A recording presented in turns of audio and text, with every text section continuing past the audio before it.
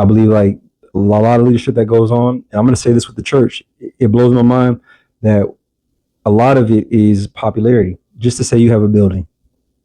Oh, I got a building over so and so. Yeah, but the deal is like why can't five pastors put their talents, their skills together and form their own mega church within the community that would bring together all of the different areas, all of the hoods, all the ghettos, all of the communities.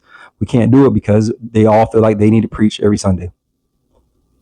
So that's where I feel like church misses out on leadership. Is ego gets in the way. You know what? Just so you can say you have a building. That's not. I feel like you should be able to put everybody put their talents together and lead from that place. But we can't because of the music that we're gonna listen to. Now I'm gonna back off the church because I don't want to beat them up. Let's go to people out here. It gets even worse. If we're on a job site and all of us are together and one knows how to do roofing, one knows how to frame, one knows how to do flooring, one's a plumber, one's an electrician, one's a contractor. Nobody will listen to the contractor, and that house will never get built. Why? Because everybody feels like they can do everything.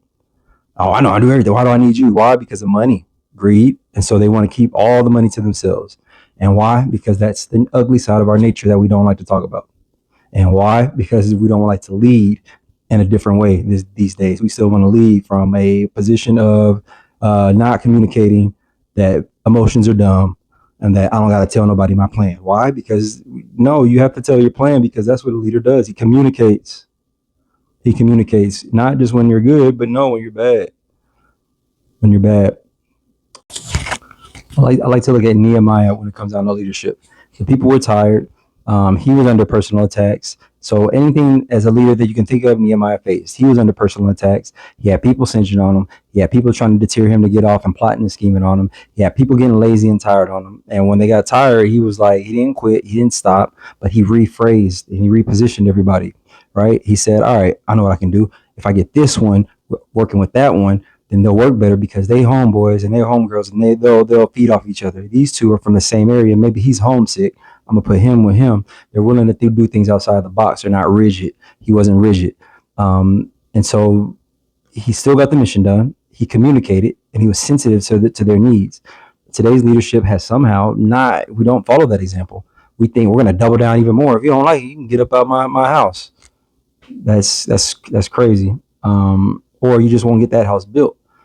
So that's the analogy I like to use. If I was a plumber, you did roofing, another person did electrical, another person did landscaping, another person did framing, another person was a painter, another person did, another person was a contractor. The house would never get built. Why? Because I'm not listening to you. And why would I? Because you this and that. That's our mind frame these days, and that's why nothing gets done. That's why nothing's being done, because we're not willing to work together as a community, and that's why the government is able to do what they do, because strong households make strong communities make strong nations.